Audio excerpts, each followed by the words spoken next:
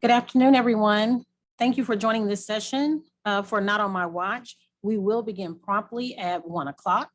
So I'm glad to see so many in the house already, seeing Oklahoma represented, Oklahoma City and Broken Bow, and special education directors, counselors. So this session is for educators of all roles. And so we're happy that you have lasted for Engage and have joined us this afternoon for one of the last sessions of Engage OK in the Cloud 2021. So we will get started right here in a couple of minutes. Appreciate you joining us.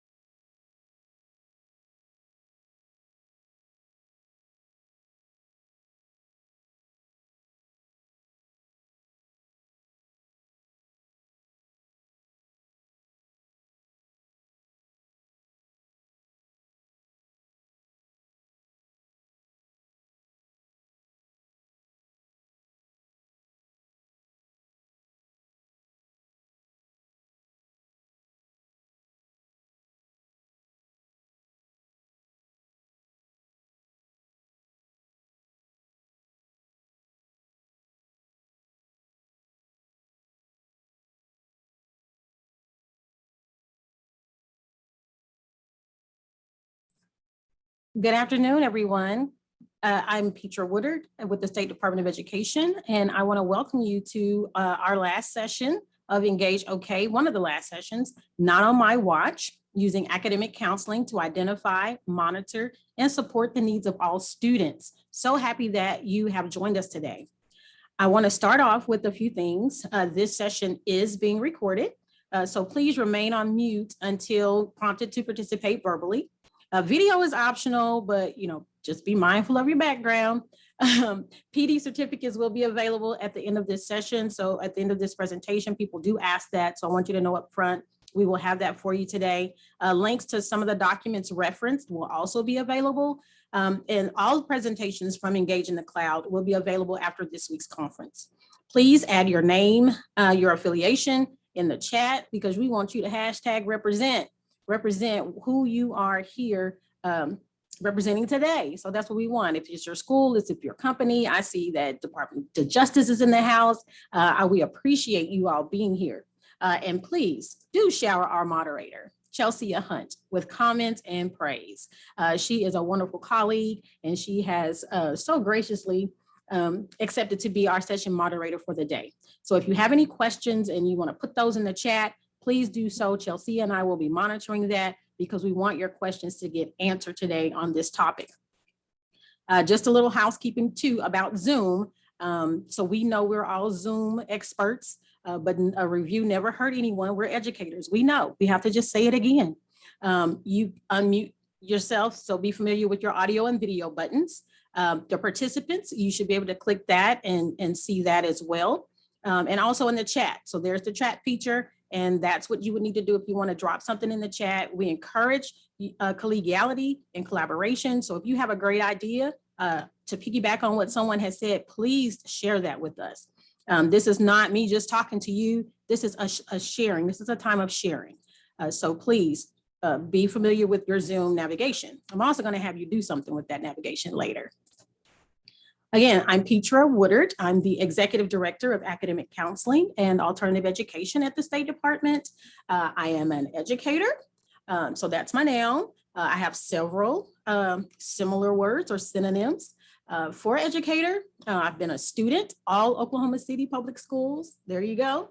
I'm an Oklahoma City Public Schools kid. I've attended the University of Central Oklahoma 3 times, so there lies my money. And also, I've been a teacher. So I started in all ed, which is the lovely twist that I put on this presentation today. So if you've seen me present before, I will be speaking from an at-risk point of view as well. So I have taught foreign language, I've taught business, I've taught humanities, I've been a coach, softball coach, cheer coach. That's enough to go straight to retirement. But I hung in there after being cheer coach. Also, I've been a counselor and a principal. So, and now I'm at the State Department. So from the perspective of educator, that is who I am. But my favorite noun is a family member. I am a daughter, a wife to my husband of 31 years. I'm a mother to 3 lovely students who have made me the proudest tag that I will ever have, which is Gigi. Some of you call it grandma, some of you call it Nana, but I go by Gigi because I still like to wear my heels. And grandma just didn't fit for me. So if you're a grandma out there, there you go. But I'm Gigi. It sounded a little bit cuter to me. So that is who I am. Just a little introduction to our presentation today. We're going to explore how do you support at-risk, advanced, and apathetic students while managing your schedules, your enrollment, your testing, your credits, all of the things that you have to do as a counselor. How do you manage those duties and also meet the needs of our students? I, as a secondary counselor, spent all of my career at the secondary level. If you are a counselor and serving in a small school setting even, or the only counselor, you know, seniors is where the action is. I mean, you have to do that. So how do you do that and not neglect the other parts? How do you use those tags to encourage all of our students towards graduation?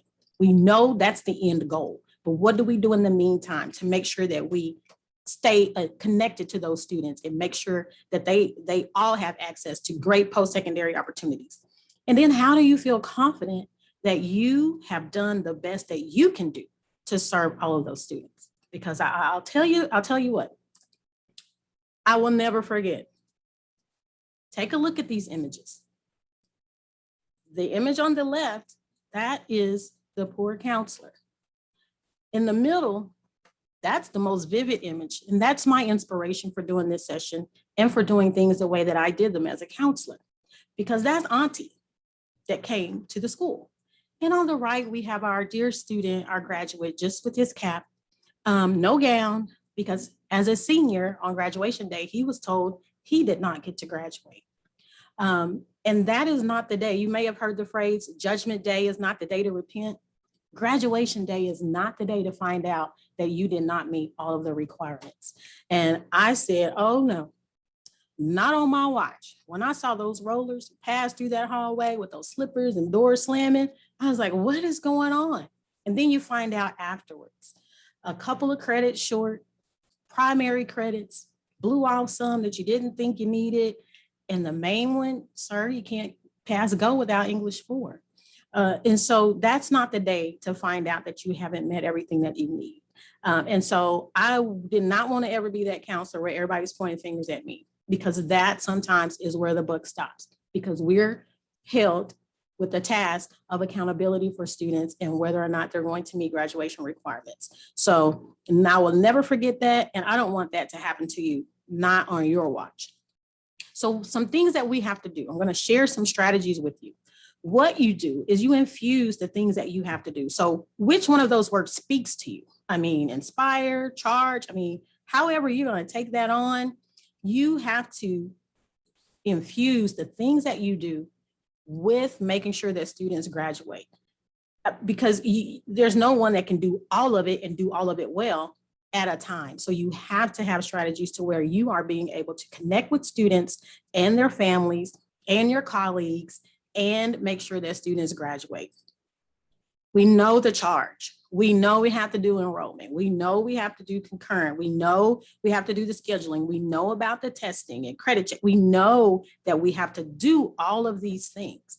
And we know that we have to consider special populations. We have to consider post-secondary opportunities. And then in special populations, don't automatically think our special needs students, because what about your gifted kids? What about your underrepresented? What about your adjudicated students and students that are in treatment facilities? I mean, are you considering their needs as well? Because everyone needs to graduate, okay? Do you know the requirements? You have to consider those. Have they changed? Graduation rate, dropout rate. So you have to keep these considerations in mind. So the exit is graduation. This is what we have to know. And we have to know what students need to know or to do to pass go.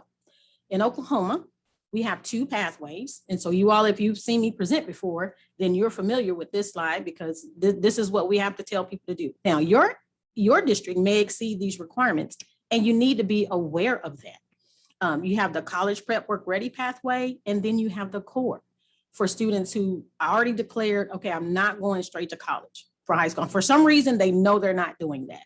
And so the core offers a little bit more flexibility. In the end, everybody needs 23 units in the state of Oklahoma.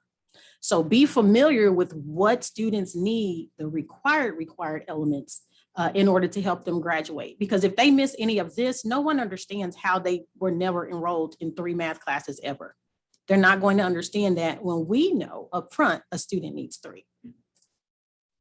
Also, be aware of your well-rounded experiences that students have to have, okay? In Oklahoma, we are one of 23 states in 2018 that was identified as having a well-rounded education, because we provide personal financial literacy, CPR. We now require under ICAP service or work-based learning as part of our graduation requirements, which is a great thing. It's wonderful to be able to provide students with those experiences before they leave high school. They don't become a 19 years old and then figure out budget. I mean, what's that? Car. So you have to pay for the car. I mean, you have to get a loan. I mean, we don't want them to figure those things out afterwards. So we know the benefits of well-rounded on our end as educators and specifically counselors. Someone has to manage that. And so as the gatekeepers, if we're not over personal financial literacy, making sure students get that, we have to know who is in our school and in our district and make sure that we're monitoring that. We're identifying and monitoring how to make sure students are successful. And this slide, I put it in here just so you can have the background about how these came in the legislation, because people ask that, know that they are required. And the main thing that we need to know about this is that all of these have to be posted to a student's transcript to document that they actually completed them. So there's another thing that you have to make sure that you do, and make sure that students get these experiences, not just a checklist, because we don't want to just check it off, but we want to make sure that we're providing them opportunities to get it. Is it embedded? Do we need to work with teams of people to make sure that PFL is done?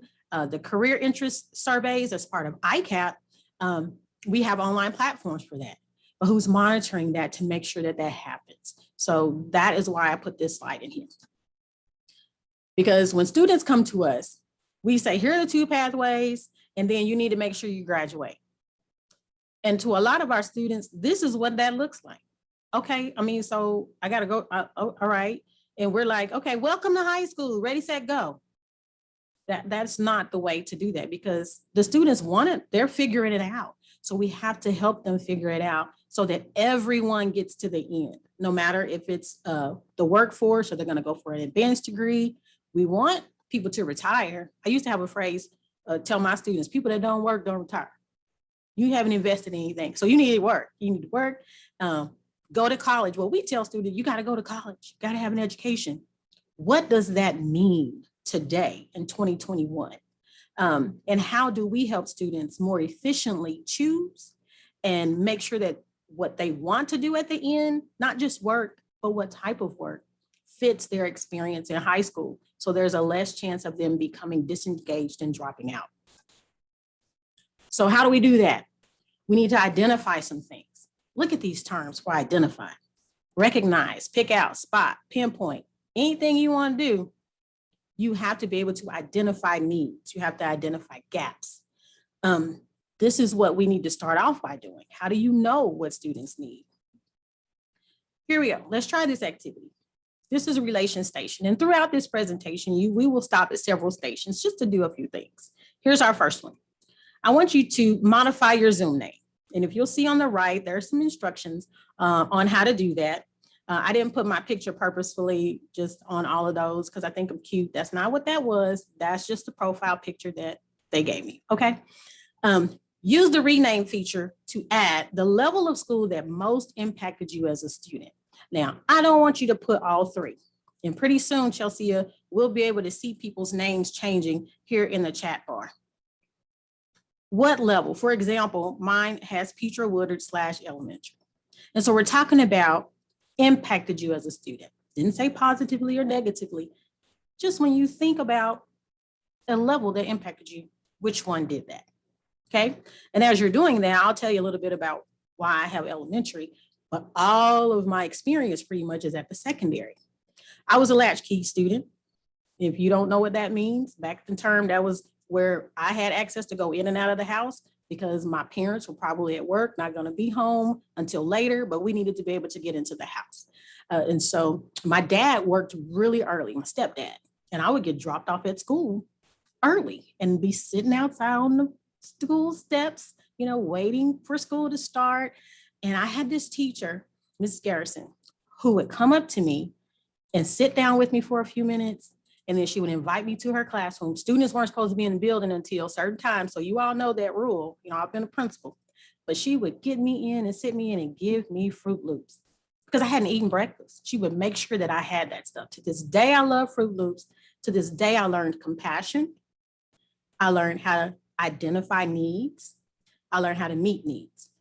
I learned that from Miss Mary and Miss Jones, who had really nice bones, who were in my pre-K and kindergarten class. I learned those things in relationships. So elementary really impacted me that way to take my mind off of other things that may have been going on in my life. So Chelsea, what are some of I see high school, elementary. 9th grade. Oh, specifically in high school, 9th grade. Love that, love that, love that. 1st grade, 4th grade. Love that. So thank you all for doing that activity and just keep that in mind. So do you know this student? Some of the characteristics: AP student, involved in church, got state championships. Look at the profile of this student. Would you consider this student advanced? Would you consider them at risk? Second or multiple siblings? First generation? I mean, they're going to be the first one to go to college. Do any of you know this student? Does someone's name come to mind when you see this profile of a student?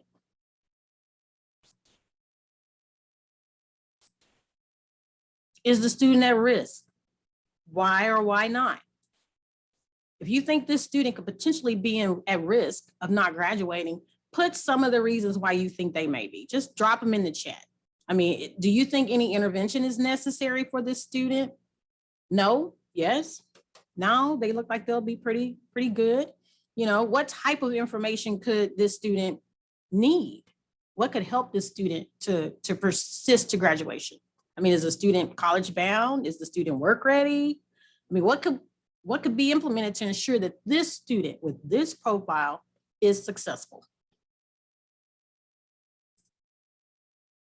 Oh, somebody said may need to work to help family. That's a good one. May burn out fast. Wow. Turn to substance. Wow. Student may be too busy. I mean, look at that extracurricular activity, involved in a lot of stuff. Too much on their plate. Oh, Laura, financial mess. This is the student. So if you thought of a specific student name about this student and where they could potentially go, because you identify some of the indicators that could be a problem. The student, you do know this student because you're looking at this student. You're looking at this student that had that profile, and no one ever talked to me about college. How's that for a class president? You're busy, you have these things. But when I was in school, no one sat me down and talked to me about my plan because I was just doing things and they made assumptions about what I knew. They made assumptions about what I had access to because it was masked under all of these things. And that was another thing I said, elementary impacted me, but high school made me see gaps. And I said, not on my watch. So I started in at risk for a reason, because we cannot make assumptions about what a student's profile is and actually the needs that they have. So just some general characteristics about students with at risk. These are general stuff that'll just hit you in the face. Low grades, little evidence of home support. Notice it says evidence of home support. Poor attitude. We would consider these of at risk. These are all indicators that says this student may not graduate if we let them hold on to all these things. Student like this says, I hate it here. But what they're really saying is, I hate my life. So we need to listen. We need to take these indicators in and listen. An advanced student, high GPA, they have plans, evidence of home support, high aptitude, high expectations. They're saying, man, I hope we can go to the college visit. Man, I hope we can participate in that internship. Man, I hope. This student has a lot of hopes because they've been modeled hopes. The apathetic student, they're great. They're here and there. I mean, they're here, but they're not present. They don't want to make any waves. They kind of go through. You don't know their home life because no one ever asked them questions. Okay. They're not engaged. They don't have any expectations. Everything to them is shoulder shrug. I don't know. It doesn't matter. And what they're really saying is, I don't matter. They've not been shown the care and concern and interest that says that they matter. So we need to be able to identify these specific 3 populations of students. Identify potential dropouts as early as 6th grade. Did you know that? I'm a high school student. I need to be interested that, I need to have some information about our 6th graders that may be coming up here. I may have some strategies for them. Attendance, behavior, coursework, math and literacy, indicators. This is data that we always have access to on all of our students. You can monitor that. 10 to 20% of graduating high school in 6th grade, we know this. So what do? And then you have 9th grade data. So we always hear about 9th grade. Failure in 9th grade is an indicator of not graduating, indicator of dropping out. Okay, yeah, because if I keep failing and you keep telling me I have to take these courses and then I just keep failing, I'm just going to do us both a favor. I'll say bye and drop out. We don't want that. We want to figure out what the F means. What's behind an F? What's behind consistent failure? So be mindful, 6th grade and 9th grade. And what about 6th grade and 9th grade that we know, specifically in Oklahoma? Those are transition years. We have to get them during transition years and help them through the transition. Because other factors associated with dropping out, you got the demographic stuff. We talk about low income families. That was me. Self-identified factors. The Oklahoma Prevention Needs Assessment is one tool that can give you additional information besides your attendance, your behavior, and your coursework that you have access to in your local information systems and from teachers. Performance characteristics, credit checks, poor attendance. We know this. We know these things. So what are we doing about it to put these things that we know with specific faces in our schools? ABCs, we're keeping it simple. Keep it simple, sweetie. That's the last S that I have on there. So it's sweetie, not the other word. But attendance, behavior, course performance. This is what we have on students from pre-K to 12. We know attendance, we know behavior, we know course performance. We know if students are off track, on track, or if they're going to be college and or career ready, not just college. Some of these indicators is attendance. These are measures. We can pull that information. Behavior, these are measures. Course performance, specifically in English and math. We know that. Grade performance. Notice how college and career ready, we're talking about grades. B or better because we're going to transition to GPAs versus I can't do math and I can't do English. Can I do algebra or trig? And can I write a good paper for AP? So that's what that is. But those are early warning indicators that we'll talk about. If you have a system that you use for early warning indicators, please, I see people that have say, hey, how can I pull this data on my student? I need a place to compile it all. If your district doesn't have the funds to invest in something like that, know that you already have access to the main indicators that you have within your information system and within our accountability system in single sign-on. But keep it simple, keep it collectible, keep it tried and true. You know, these measures serve as an alert, all right, to ask more questions and to predict. This is what the indicators do. It's not an end all be all. It's not a way to label students. It's a way to have a warning for us to act. It should be efficient, should be effective. These are what early warning indicators are. So don't get the pretty flashy stuff and it has all this meaningless data that you're collecting. Make sure that what you're getting at is going to help you change students' lives. Some of the key other data points would be your demographic data. You have access to that. Academics, you have that. And enrollment, which is one of the factors that sometimes we overlook, is how transition, you know, how mobile are our students? And in Oklahoma, we know they will be at this school 1 minute, the next school the next minute. And what about those records? They get lost. Do we have ways to help them recoup credit? Here is an example, and it may not be very clear, so I apologize for that. But the main thing I want you to look at are the coloring. Look at the student that's just red, okay? They have low everything. The yellow group, that's your bubble group.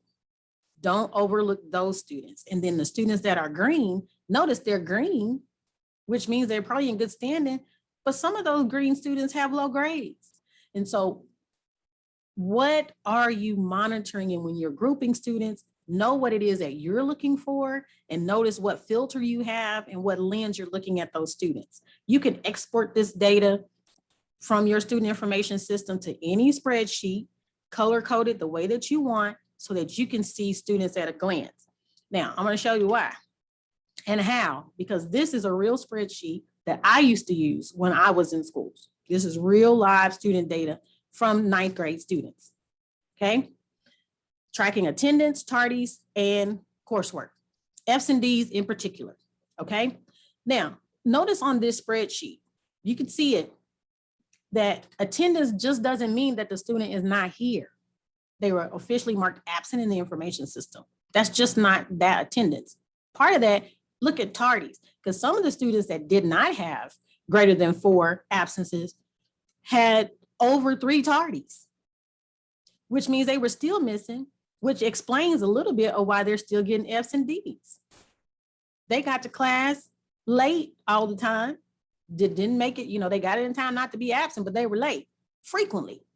Missing those beginning instructions, not understanding what to do when you got to class. And I also want you to notice we're tracking special education students. Notice how many of those are red. And I chose like a pink because, you know, red is just such an angry color sometimes. But unless it's crimson, that's a little different. But you can see that you say, okay, we got some flags. I need to be communicating with some teams here for this student so we don't let them fall through the cracks. So this is some measures that you can easily pull from your information system and color code it. I highly start them in 9th grade. So I would start one of these when they came to 9th grade and just carry it through until that class changed. And the colors should change. You should see less and less red and more green. Also monitoring behavior. So here are these same students. Behavior is more than just out of school or in school suspension. It's referrals that may not have led to a suspension. Okay, you have to monitor that too. That's going to tell you about behavior. And then looking at what that is. What kind of behaviors can we redirect? What kind of strategies can we put in place? You know, what kind of multi-tier systems of support can we put in place for these students? Notice that there's no ISS data here for these 9th grade students because the school may have some restorative practices that keep students in class. So the in-school suspension data may be a little different from district to district based on what your practices are. But the main thing is to track it, to identify it so that you can know as a whole, pretty much people are in the yellow, but I have some green students that I'm going to have to make sure are having experiences that they're not going to be deterred by poor behavior and that they're going to be enriched when they're in class as well. Speaking of engagement, This was another thing that I tracked, and I encourage you to do the same, because the research shows that students who are engaged in school tend to stay in school. They don't want to miss practice. They don't want to not play. Well, they might want to not miss practice. So if you ever ran, track for Coach Ellis at y'all, you might want to miss practice sometimes because it's like a job. But that's how you get 13 state championships in a row. You go to practice, you work. Students need to be engaged. It's one of the factors that helped me, being very engaged in school. But notice how the ones who are in red, 0, 0, 0, 0, not in anything. So on top of behavior, on top of low academics, that's our group that we don't want on our watch to not graduate. What can we do specifically with that group? And also serve the needs of our green students, making sure they have good experiences, as well as our yellow students. Now, collaboration station. I want to know, how has the pandemic, so we know these things, we know some of these factors, attendance, behavior, coursework. How has the pandemic affected learners identified as at risk, advanced, or apathetic? I just want to know what you feel about that. So you should, Chelsea has dropped a link in the chat to a Google Doc. And this Google Doc will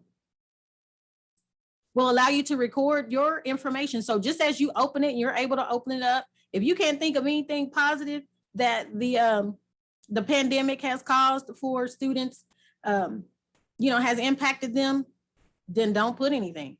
If you want to jump straight to the negative, click that negative and it's going to take you down here. Notice I sound like the red, so we have orange.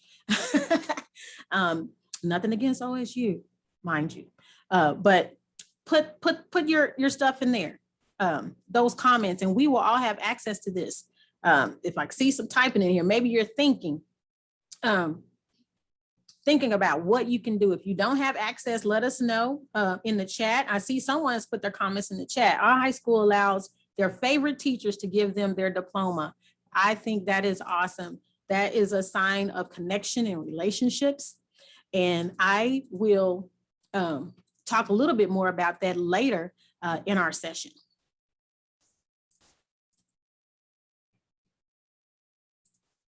Do you see any data going in? I see a lot of people accessing. So we will work on making sure that you all have access to that link, because we would really love to see your comments come across for how you think the pandemic has impacted learners considered at risk, advanced, or apathetic.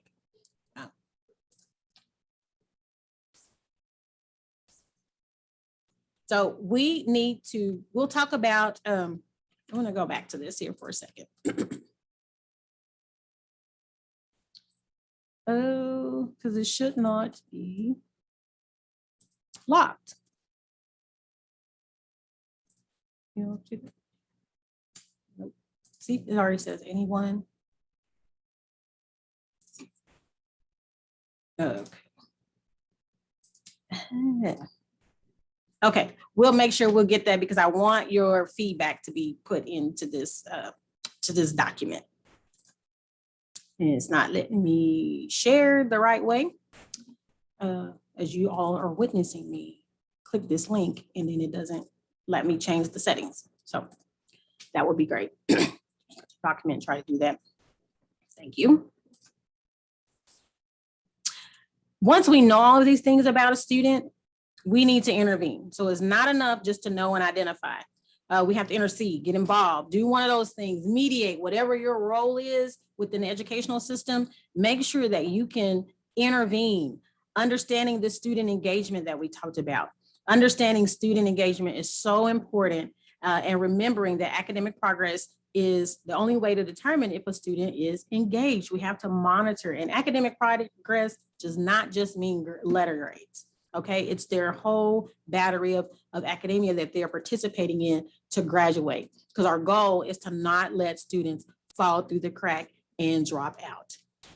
So we'll monitor the academic, behavior, their cognitive, affective, This is what we want to monitor for our students. So those domains will help us understand their engagement, whether or not they're an at-risk student, whether they are an advanced student, whether they're an apathetic student.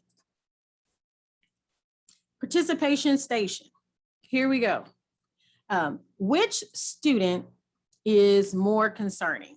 So I want you to look at this data on a couple of students. Okay, so you have student A, student B.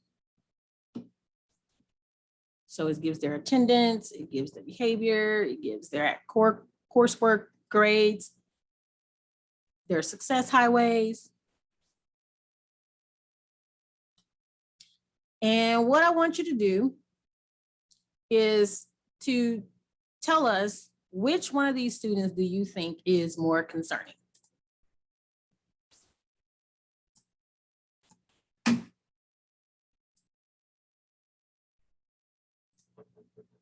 Oh,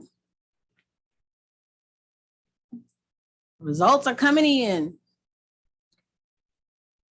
Our female student is okay. And for those of you who were, you should have access to that Google Doc now. Chelsea has graciously dropped the other link in. Thank you so much. So we're saying our female student, 60s, a third of, oh, wow. Third of you think it's the male student. Okay, so now that you've done that, just drop in the chat, what are some indicators? Why are you saying that the female student looks like that she's more concerning? I mean, what is it about the female student that's more concerning? Oh, attendance. Ooh, 10 days absence. We know in Oklahoma, hey, that's a no-go. And don't do it in succession, 10 days automatic drop, right? Attendance, student B. Oh, we got a student B. Although grade is higher, he's been suspended, has lower grades overall. Great one. I'm gonna go ahead and end the polling now. And we'll just say student A, and some of the responses that you've gotten, these are the final results. Female student, 62%, male student, 38%. Both of them are absolutely concerning.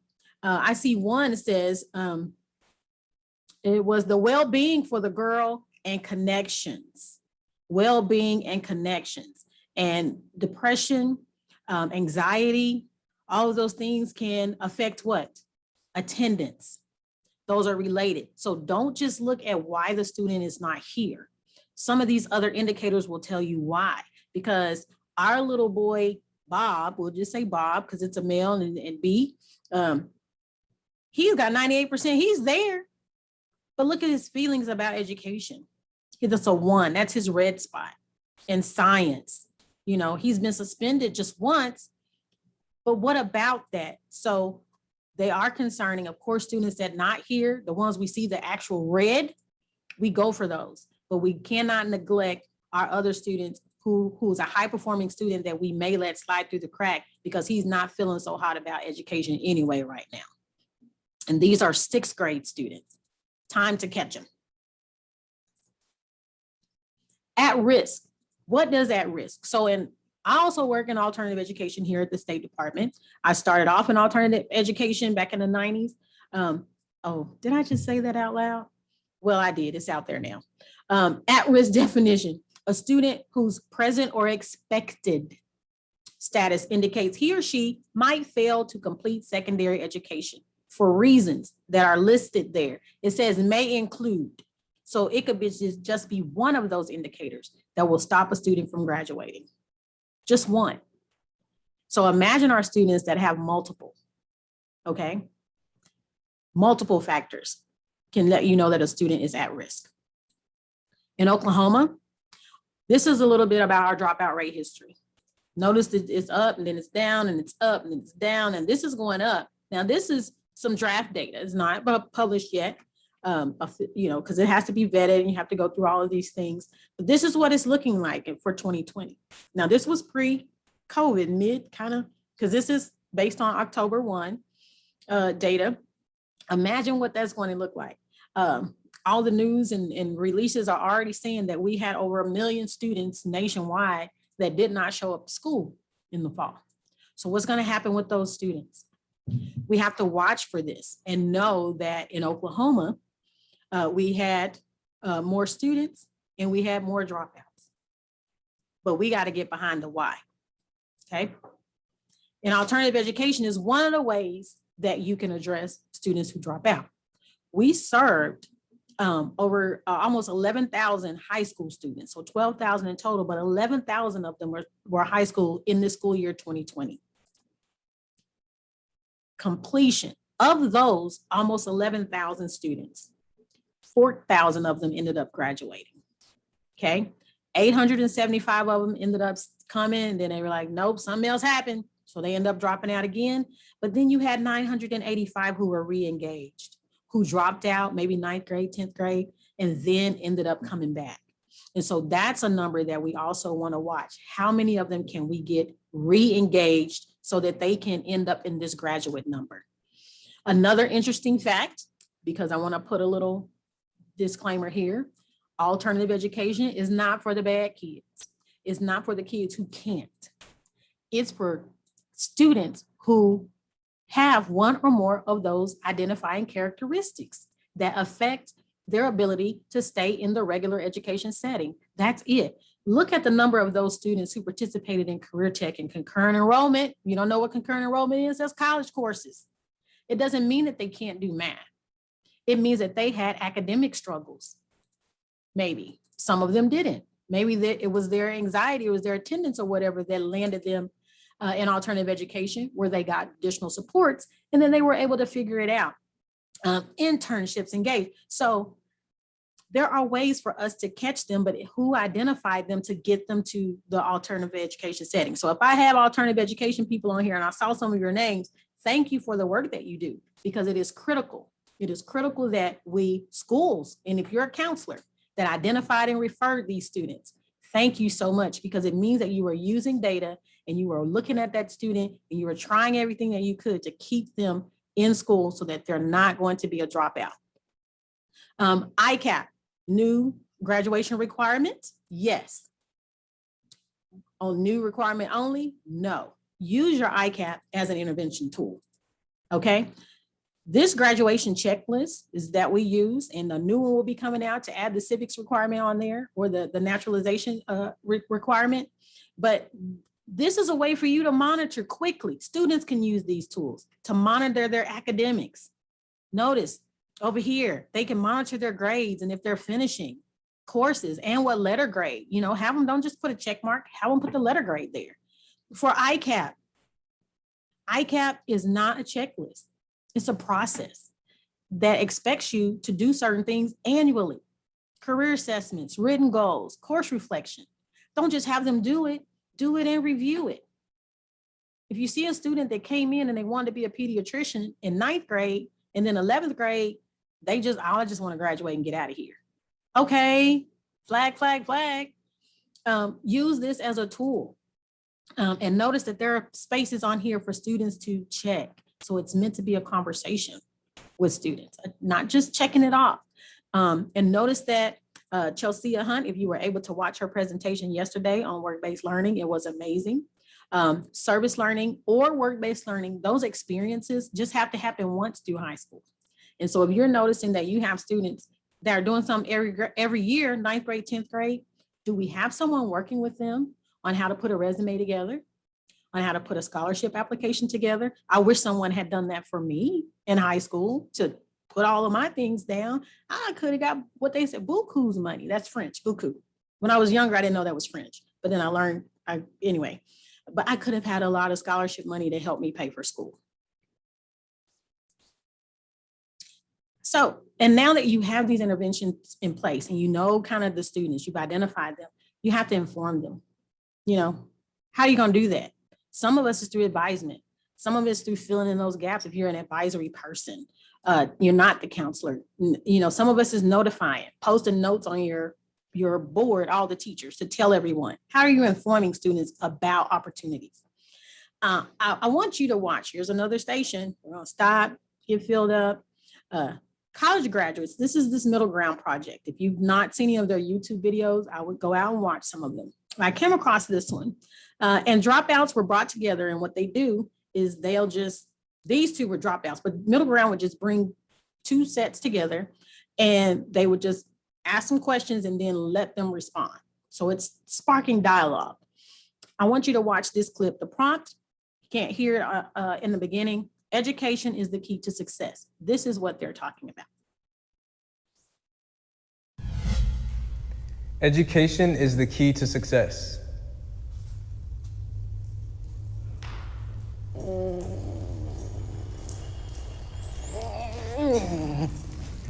So when I heard education, I didn't necessarily associate it with college. Yeah. I just associated with gathering all the tools and the data and the knowledge and then embodying that in whatever field you want to be successful in. Beautifully put. And success too doesn't just come with luck. You know, you have to work hard at what you want to do. And what's success? Exactly. Also. Yeah.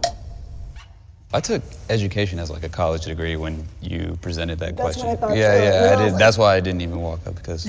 And you have to realize, like, we learn daily. Like, every day we're learning something, and it's so funny.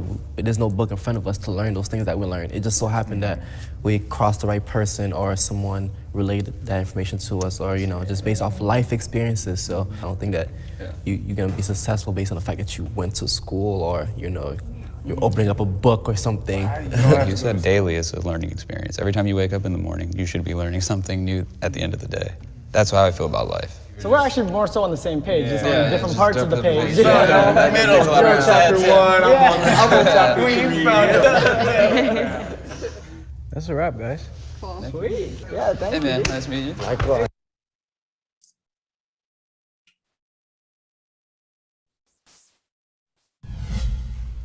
Education is So, nope, we don't want to play that education again. is Let's just restart that. So education is the key to success. One student said, oh, I thought they were talking about college.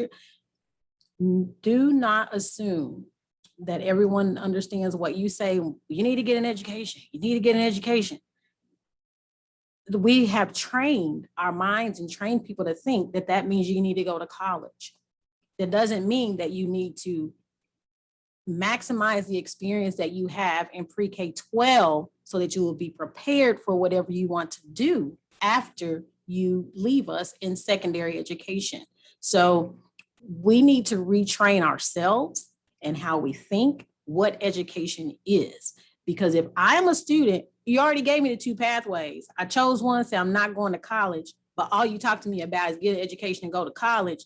I think that there's nothing for me, and specifically in high school. I mean, okay, you just want to worry about the college people, but what about me? What about me at work? So don't assume that people understand what you mean when you say education.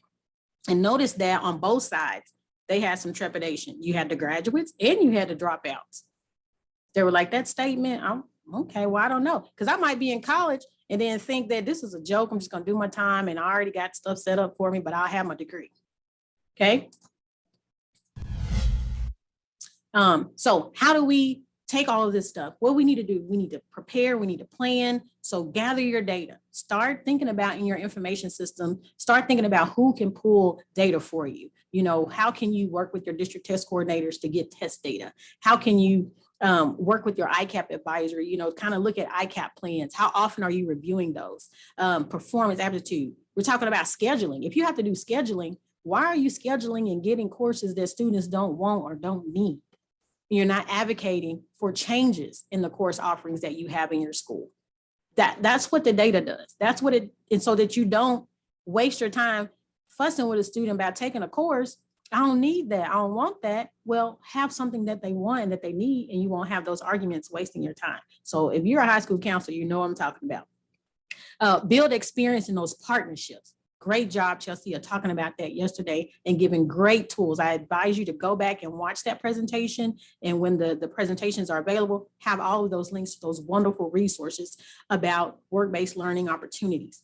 And don't forget our advanced placement, concurrent enrollment. What opportunities are there for them? How do you communicate that? Okay. Are there equitable access to offerings? Do all the students know they can take AP? Do they know what the requirements are? Do they know when to enroll? Do they know when to ask? How do they go to concurrent enrollment? Can they take courses on campus? How do they go to career tech? You know, how do students get this? Do I have enough credits to do that? What are your school policy? What agreements and partnerships do you have in place? Resources. So you have to prepare and plan and collect this. And let me tell you something. What does the community say? Well, let me tell you something. Fire Marshal Bill. Once you collect it and figure out where the pots of information are, you don't have to do that once. So the work is on the front end, and then after that, it's smooth sailing. Share the expectations and opportunities. So once you know, don't hold on to the data, don't hold on to the information, don't just talk about it in team and all this. Share the expectations, the guidelines, eligibility. I mean, share this information with students and parents so that they know. How are you informing? Are you having orientations? I'm going to give you some samples of ways that you can get the information out and get it out to everyone. One of my mottos was, I'll never say I told you so, but you'll never be able to say I didn't tell you, because you won't come back and say, I didn't know. Well, I wonder, you know, we're looking at, so how do you inform people? And who do you inform? Not just the students because you have them in class, but how do their parents know? How does your staff know? One of the ways to inform is to have senior exit conferences. And you can have these exit conferences at every level if you wanted to, okay? Middle school teachers, that 8th grade conference. Before we send you to high school, let's talk about where you are and before you get there. Now this one, it talks about where your academics, you're talking about your behavior, you're talking about your goals, okay? What do you wanna do? You got your assessments. You have all of these things where you're having this senior exit conference and you're talking to this student about what are you gonna do when you leave here? Because I don't know, and if you know of one, you can put it in the chat, of a company that doesn't evaluate a product before it sends it out to market. Okay? Why do we do that in education? We need to make sure that what we're sending out, we can stamp made at Northeast Academy, made at Cashin High School, made at Watauga. I mean, we need to be able to stamp and send them out to be productive citizens, to get a job. This is what we need to do. So having these exit conferences, put whatever you want on it. You'll have access to this form to modify it however you want, to let sure that that student know. Now, this is about informing all this stuff, but at the bottom, that's my favorite part. Signatures, parent, student, counselor.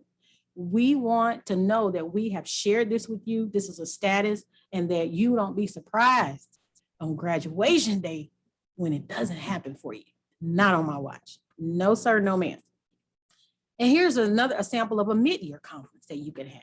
Now, if you have advisory settings, this is great.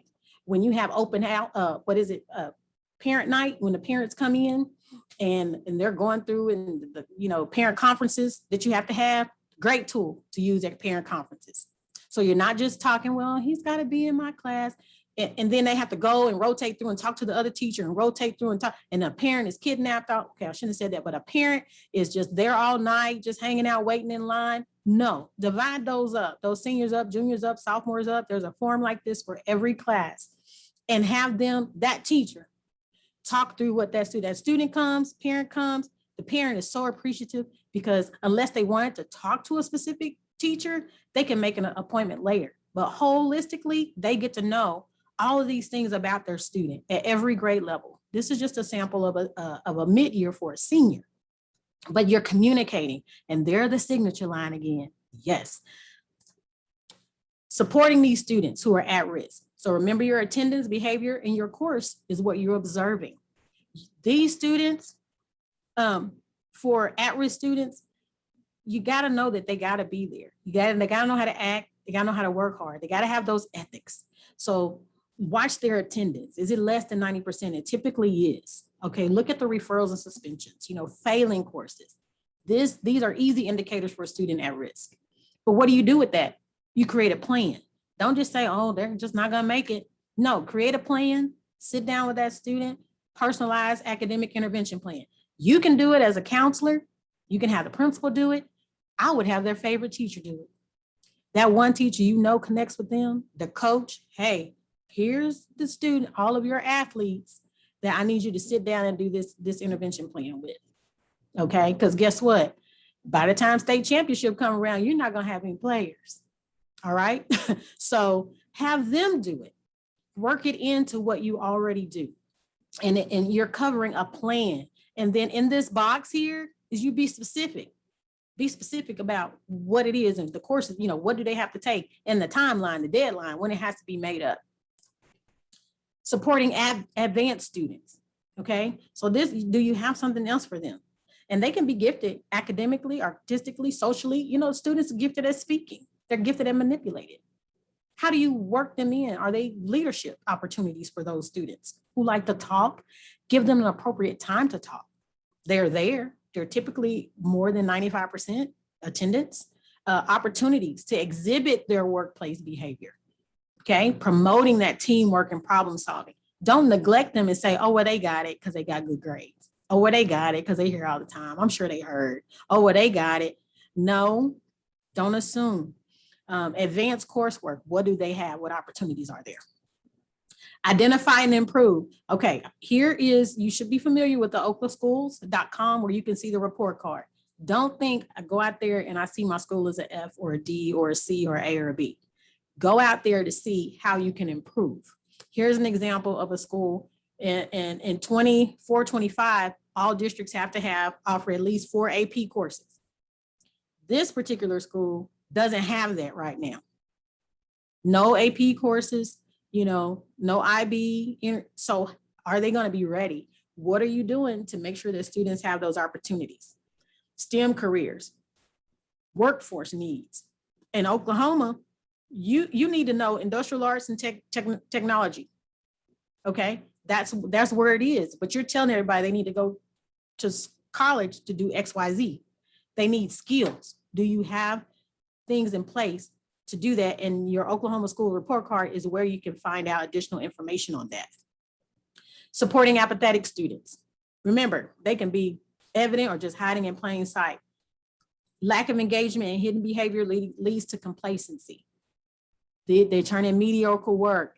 These are the students that you got to have teams. So if you're not having PLCs, you need to implement that and talk about what students are doing holistically in each class, because you may discover something and then share that information so that you can meet the students' needs.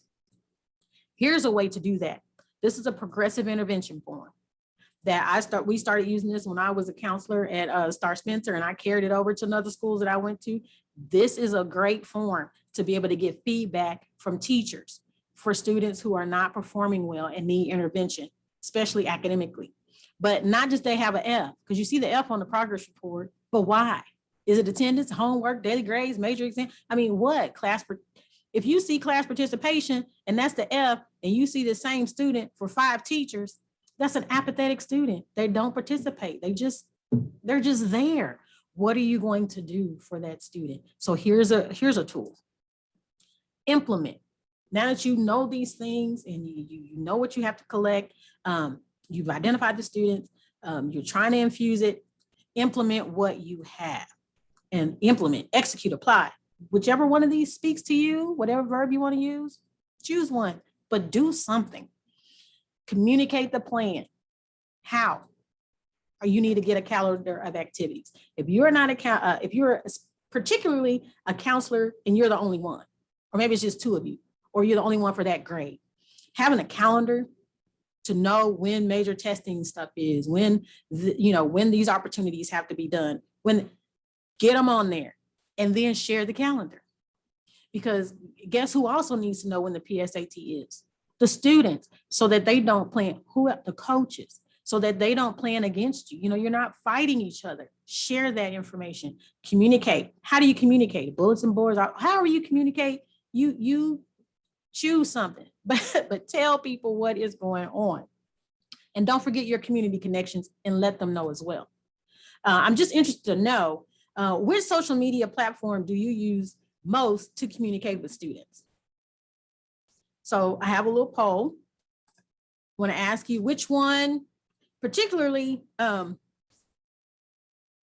since you had COVID, some of your thighs might have changed, but how do you communicate often with students?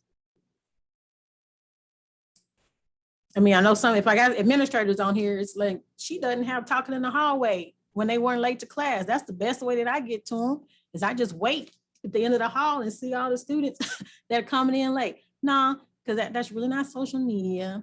Oh, I see a lot of other. If you're putting other, put that in the chat. Let us know what that other is.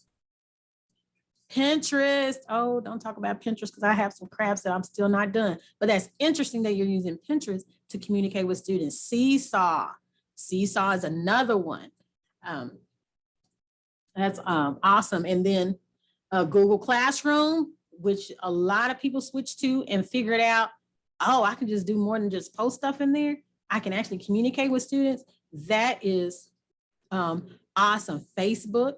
Remind. Now, I loved Remind, and my counselor actually got an award or whatever you want to call it from Remind for usage, because I'm telling you, those students couldn't say they didn't know anything. I didn't know. It's in the Remind. So appreciate you for sharing those. But the key is choose something that you're going to do, and make sure that that people know what's going on. And then if you're using the social media, of course, we always have to be responsive and respectful in those things with communicating with students for social media. Early awareness. Now, this section of our time together is how do we do those things from pre-K-12? And I will tell you, one of the most profound things that I heard, if you had an opportunity to listen to the student panel in Superintendent Hoffmeister's opening on Monday, and they got on this word sweet spot. So all the students were saying, and the sweet spot is middle school. And the sweet spot is, well, the one student, he wrapped it up and said, I really think the sweet spot is pre-K-12, because you don't want just one specific area of your experience and say that that's all that impacted you. And I was like, wow. And so that takes me back to how I had you change your name, to see which area that most impacted you. And most of us can go back to a time. Elementary. Oh, I had a ball in high school. Oh, middle school was so fun. I just remember when everybody used to just throw shoes at the home ec teacher. I mean, and that's real talk.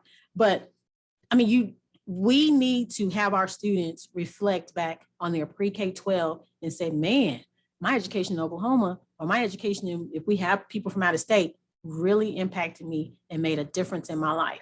And I was like, well, all right, he's done. I just need to have one slide for my presentation and put that on there.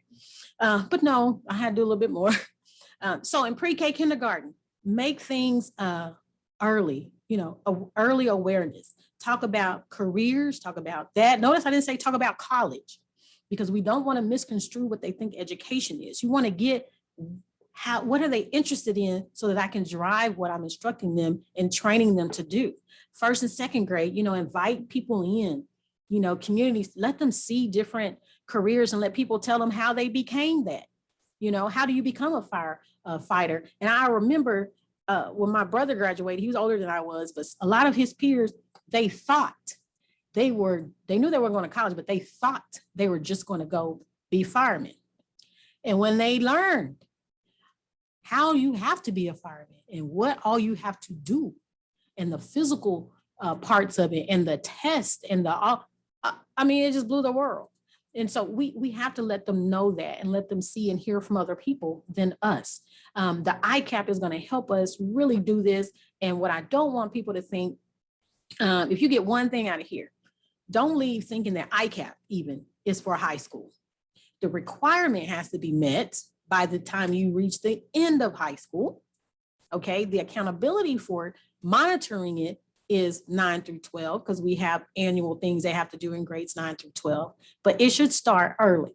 Never too early to start talking about students, what they plan to do when they leave us. Remember, we want to be able to stamp them. Even in middle school, making those connections, exploring, planning career fairs and college fairs, and providing those opportunities for them even in 6th and 7th grade and in 8th grade. Let them understand what high school is. I will never just be able to explain to you the frustration of having to sit 9th grade students down and say, this is not play. No, we don't play up here. This is real stuff. No, your grade matter. No, GPA, grade point average. Do you know what that F is going to look like? You have to make it up, right? I mean, we don't want them to figure that out once they get to high school. So help your high school staff out. Tell them early what all of these things mean. Remember that indicator for college and career ready changed from math to language to your grade, GPA.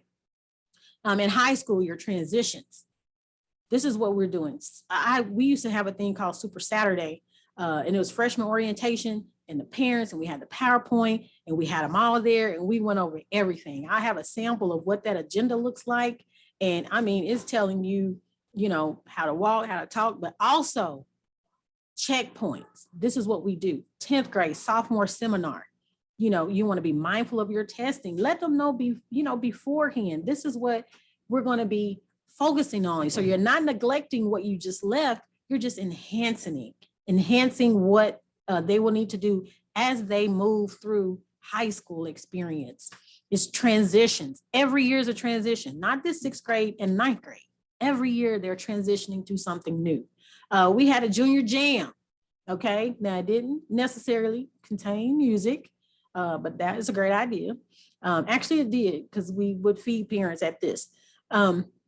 But junior academic advisement meetings, huge meeting, all the parents, all junior, they would get these letters. And I learned this by watching another school and what they did in another state. And the students would come and they would get colored letters. So if you open up your envelope that had all this information in it about you and where you stood before senior year, some of the students, and if they opened up and saw blue, that's all they needed to see was blue, because the letter was blue. They knew they were good. I mean, you straight, you don't have to go to summer school, any of that. If your letter was gray, you were missing a credit, maybe need to go to summer school. If you don't pass this class, you might be something. If your letter was white, it's like, we just got a blank sheet and start over, and, probably referral or two was in your future. But 12th grade was probably not going to be 12th grade like you thought. But they would get this during the junior year, the spring of the junior year, so they would know before they became a senior, I might not make it. And so we're talking about communicating and having these things done. And then, of course, 12th grade, you have that senior exit conference. So you move from this big, huge thing your junior year to those intimate conferences the senior year. And I had to have deadlines because, we got a lot to do. And it was like, if you don't have this done by Thanksgiving, you got to meet with the principal. Okay, well, they thought that was not good.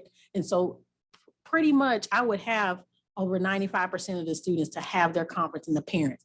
And one of the most frustrating things that I learned early where parents would be like, why I gotta come up there? Well, I mean, do you plan to come to graduation in May? So you might want to just make this one meeting. And so that's when I first started. They didn't understand why they had to come to the school for something like this. Now, as the freshmen thought it was great and they couldn't wait till the next year. They already knew that I had to, I got to have this conference. So the word spreads. And then lastly, we'll have to instill.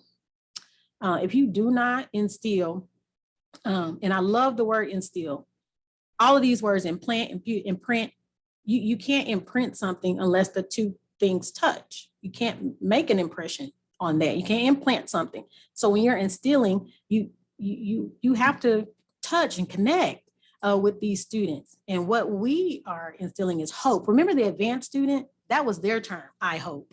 We have to move to where all of the students have this language of I hope. And relationships matter. So you're here today and you spent this week learning and resourcing yourself on all different, how many angles can we come in with to be successful? So it already shows that you are committed to education, you're committed to your students, You're committed to your schools. Relationships matter. In building a nation, it said low performing schools that had made significant gains in increasing their high school graduation rates were all these different programs, and they sent all their no. It says we're integrating social, emotional, and academic development, a combination. Low performing schools. And so just imagine if you're not just low performing, where you can take your students if you make sure you're doing well-rounded imprinting upon those students. Because effective support systems, they have ready access to on and off track indicators, those ABCs. You have your student information system, which is a start. If you can invest in something more robust, please do that. But make sure that you're regularly and consistently analyzing the data. Okay, you're organizing response systems that can act upon early warning in both systemic and a tailored manner. Make sure that you're doing that, because when students are supported and connected, on the left is what it looks like. Okay, authentic relationships, reflective and adaptive curriculum, which is what COVID has taught us to do, is to reflect and adapt. Because how many of us could have in August be like, well, they haven't lifted the mandates and stuff, so no school until they do that. I mean, no, we couldn't do that. We had to adapt. We had to make sure that learning continued. And what it feels like, I'm academically confident and challenged. Notice all of these say I am respected for who I am, because my teachers realize that I don't want to go to college. So we have agricultural programs that I can participate in to help me discover that maybe I need to go to college, but I can go this way, or I want to be a cosmetologist. And that's what I want to be. And they make a way for me to do that. I'm empowered to achieve my goals, dreams, and full potential. That's that hope. So that's what it feels like. Why use data to support transitions to transition guidance? I mean, we want to preempt. You got to prevent this stuff. We're preventing dropout. We're preventing burnout. We're preventing apathy. We're preventing students from becoming at risk of not graduating from high school. And we don't want we don't want them sitting in the middle of the road trying to figure it out. That's not what it's there. We don't want that. When you infuse, identify, intervene, inform, implement, and instill, this is what we can do. We can have better preparation to do these things and make sure that students know about their plans, their assessments, course availability. We can know more about the requirements and communicate those better. Okay, what are they? Advanced coursework prerequisites, post-secondary opportunities. I mean, we have to do those things, but we'll be better able to communicate that. We do our enrollment better. Remember, that's one of our tasks. It'll be in line with ICAP. Okay, it'll be, we can have better concurrent sessions. We can do better scheduling, because we're having these days and letting students know what they need. Schedule changes. They don't need to schedule changes because they already know, and it's part of a plan. Experiences, we'll have better experiences, internships, community partners will be able to have better experiences for the student. And remember, if they're having experiences, it changes from education. You just need to get an education. You just need to get education. No, you need to have better experiences to help you decide what certifications you will need. Do you need additional post-secondary education, not just education? Mentoring, monitoring. You will be able to monitor better, and you'll be able to have better transition opportunities for students. So all of this is what we can do. And infuse, remember this is the girl, she's thinking about it, and we say they're the two pathways, go. And they walk this way and they walked it. Well, I don't know. I went and spent money for that, but then I don't want to really do that. So I had to drop out, and then I had to make some more money, and then I had to go back to, okay, no, that's not what this means. When we're working with students and we're talking about pathways, and we're talking about you may be at risk or you're advanced and you're an apathetic student, but we're going to put in these interventions. This is what that looks like when they're deciding what they want to do, okay? Because they can get there. Let them know that there are different pathways. It's not start here and then everybody's got to graduate.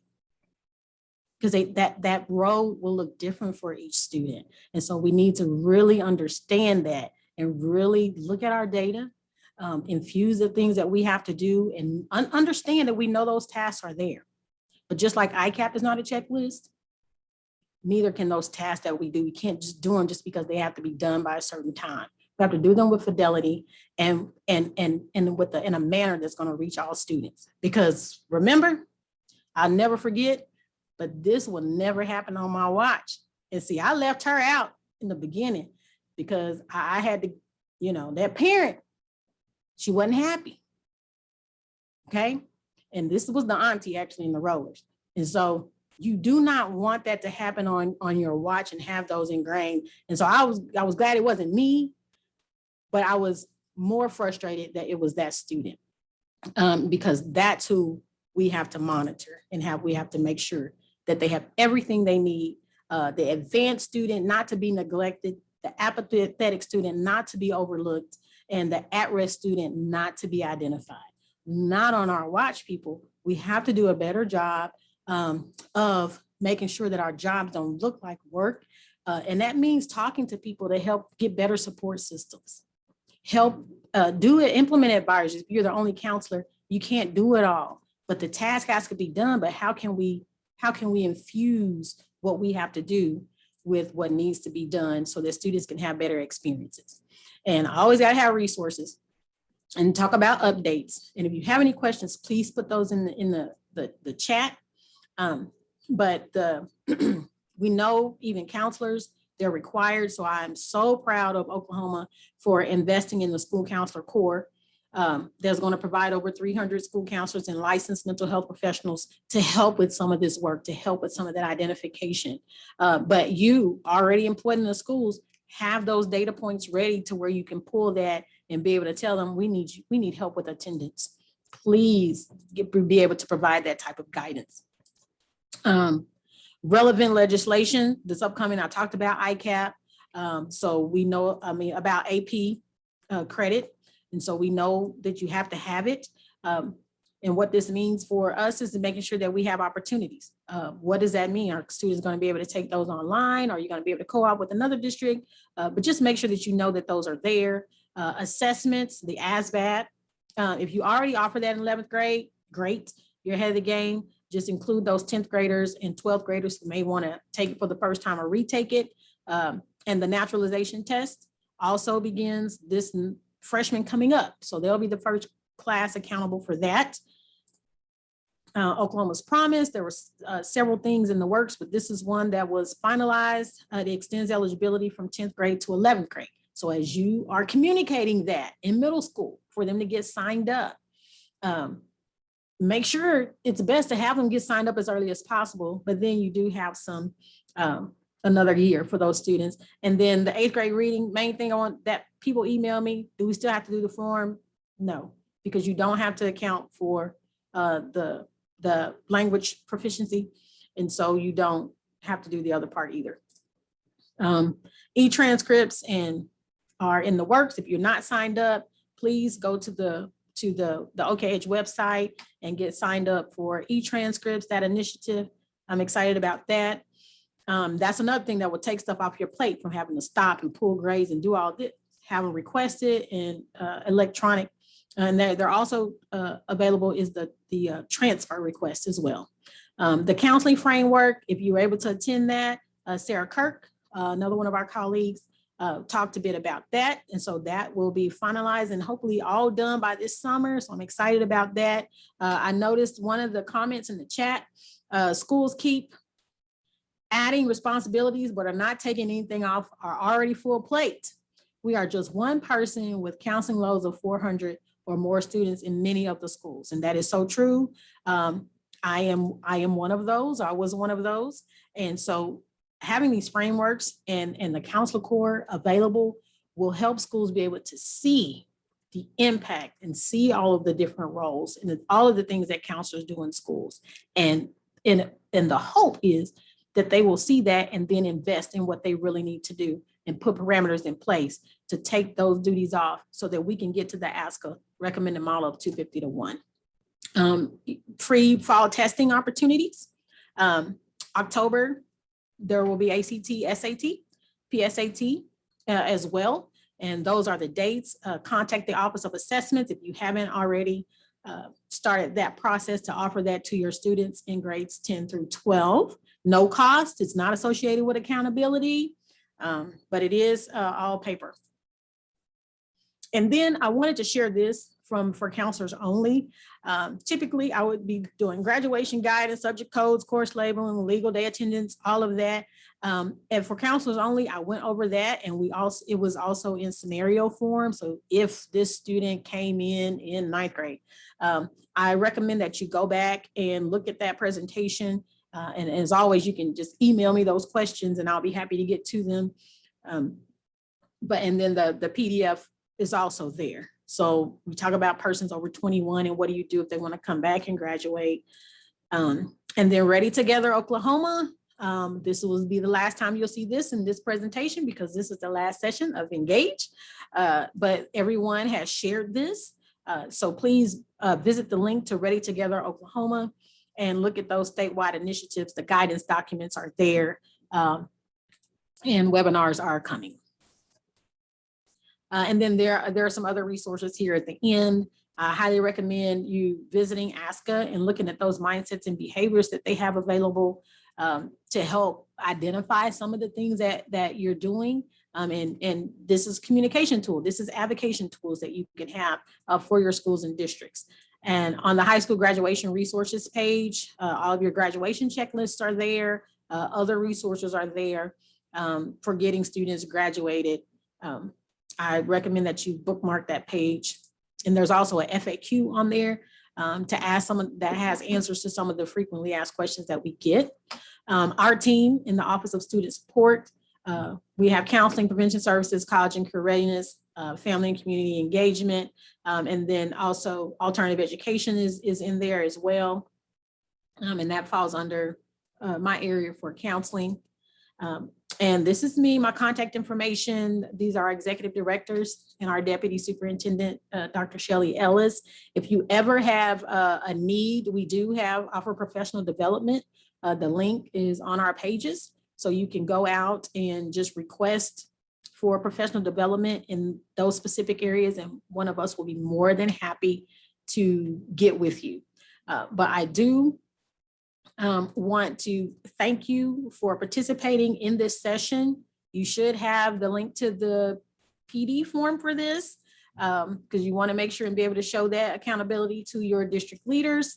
I have a question. How does this affect the transition plan for 8th into 8th on IEPs, 8th to 9th? I'm not sure. JC, what, which part affect? And I don't know if it's the 8th grade reading or not. And you can always ask me or email me that question. My email is there. And I want you to know that I am available. We have 2 offices, 2 counseling areas within the Office of Student Support. I am over most of the academic guidance that deals with graduation and credit checks and coursework and accreditation and all of those things. And then my colleague, Beth Whittle, does the school-based mental health piece. We work together. But if you have questions about any of these things, transcripts, all of that, I'm your girl, I'm your lady, I'm your she, I'm your, I'm the person for that. And I miss you too, Charles. I miss you too in Oklahoma City. I'm an Oklahoma City grad, and I was able to teach there and also be a counselor, get my counseling started. How do we get our certificate? I believe the link was dropped into the chat. Session presentation. So there is, it's in the link. And do we have any questions? If you have any questions, we have about 7 minutes. I'll be happy to answer any questions, either about the presentation or if you have another question. Did we overlook any questions in the chat? I do want to thank you for all of the work that you do in our schools with our students. I want you to have a safe restful summer, because we know all of the work that is put in and day out. And my hope is that you will take some of this information, go back to your schools and say, what have I not been collecting? What have I not been communicating? I've been doing this the hard way all along. I never thought about having an intervention forum. I never thought about having a senior exit or a sophomore exit or a freshman conference. I never thought about having all of the freshman teachers, meet with the ninth grade team. So those are things that will take stuff off of your plate. You own it and be the communicator of it, but your colleagues, from my experience, will step in, and the majority of them will appreciate learning what you do, because there's a misconception of what counselors actually do. They just sit in their office all day. No, we have to sneak out and go to lunch and sneak out and, be amongst students. But really, really appreciate the work that you do and your time and attention in this session.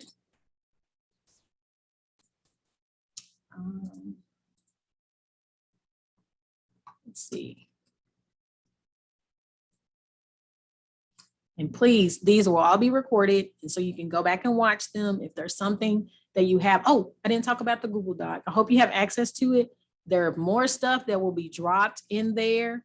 If there's something that is inadvertently like a PDF, or and you wanted the Word doc so that you can edit it, update it, just let me know. You can email me. But I have samples of the letters that we sent for the gray, we call it the blue, the white, the gray letters, letting students know where you are.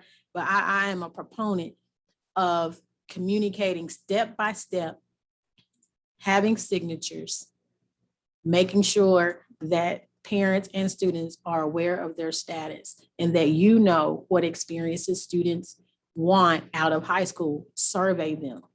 Do those surveys and ask them, what do you want to be? Look at the courses that you're offering.